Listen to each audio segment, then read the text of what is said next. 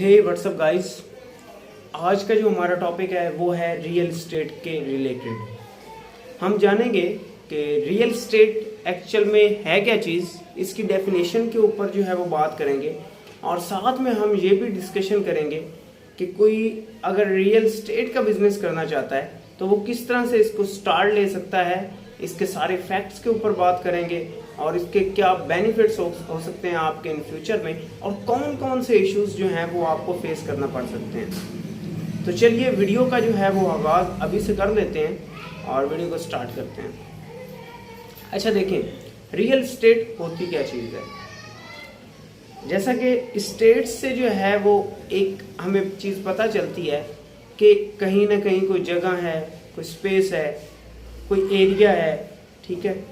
उसमें अब ये ज़मीन भी हो सकती है, ये प्रॉपर्टी भी हो सकती है, ये कोई स्विमिंग पूल जो है वो भी हो सकता है, कोई कॉलेज भी हो सकता है, कोई हॉस्टल भी हो सकता है।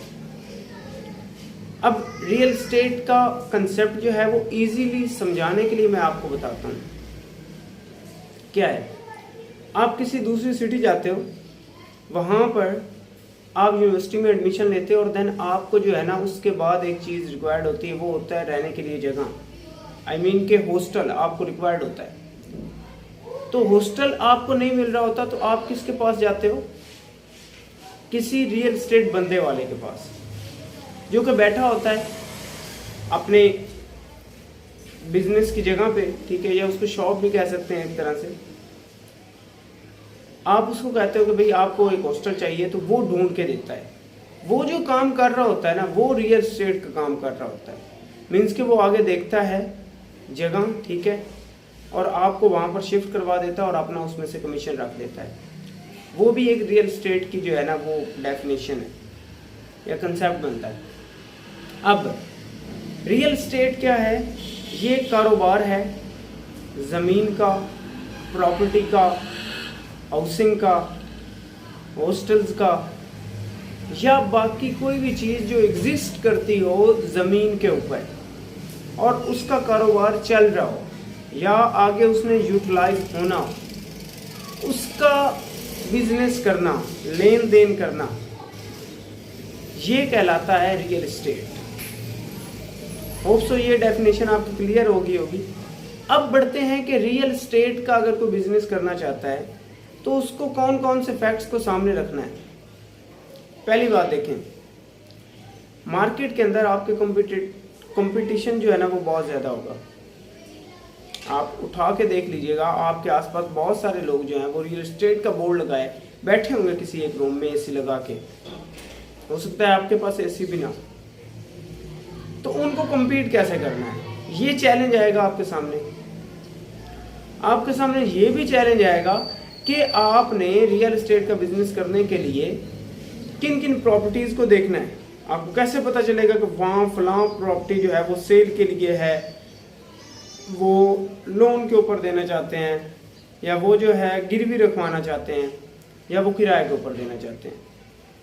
दूसरी बात, अगर वो मिल जाती है तो देन आपको कस्टमर देखना पड़ेंगे कि कौन उस प्रॉपर्टी को खरीदना चाहता है, कौन उसके ऊपर रहना चाहता है, या किसको जो है वो किराए के लिए घर दरकार है।